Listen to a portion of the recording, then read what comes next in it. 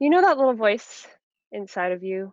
It's often called our intuition or gut and inner knowing. It's often audible when we're alone in nature or in those first few moments of the day.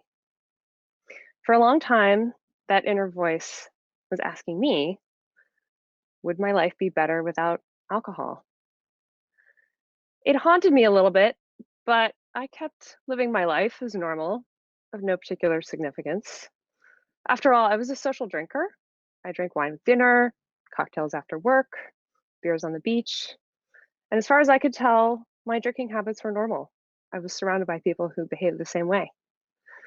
And though I had no incidents, I had no DUI, I never put my children in jeopardy, I never had any rock bottom moment of any kind, I had this haunting hunch that maybe my life would be better without it. Then, in September of 2017, some significant events put my life into a tailspin, and I was faced with a myriad of very, very significant decisions that would impact my life, that of my family, my community, my finances, and beyond.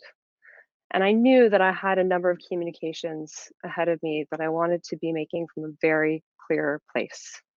No regrettable kisses, texts, emails, or conversations.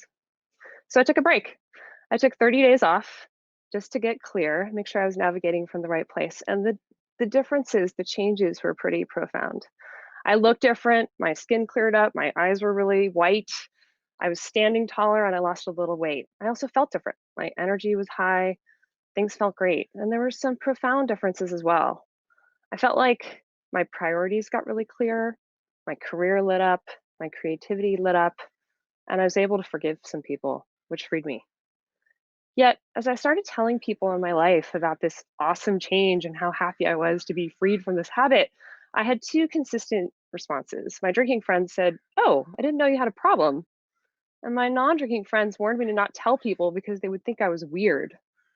So this sparked a lot of research. It turns out there are a lot of books out there on this topic and podcasts.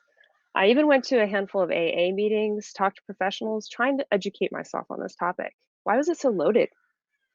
Well, it turns out it's been a loaded topic for a long time.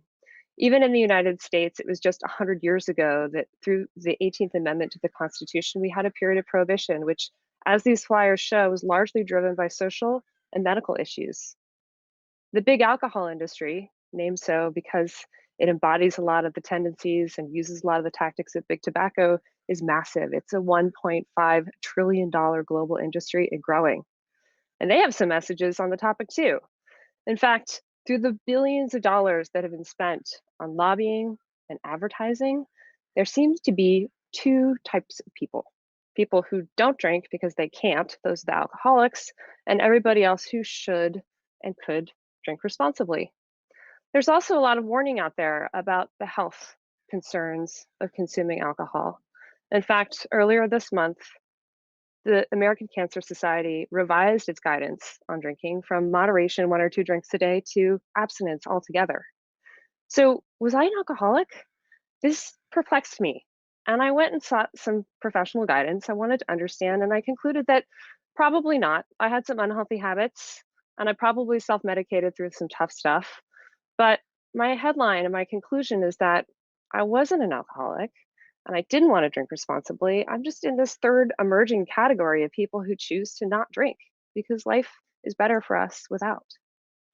So we are in one of the most transformative times in human history. Things are changing at a meta and a micro level every single day. We are individually and collectively making some of the biggest decisions of our lives that will impact ourselves, our families, our communities, and beyond, on our health, our livelihood, education for our kids, home, politics, and justice. Yet, alcohol consumption is up significantly. In fact, year over year, Americans are consuming 55% more alcohol than they were this time, 2019. So we're not really navigating from a clear place. I suggest that we take a look at that. Are we doing our best? Are we approaching these moments from a place that resonates with us, our own clear place? So I invite you to ask, what is your little voice trying to tell you? Thank you.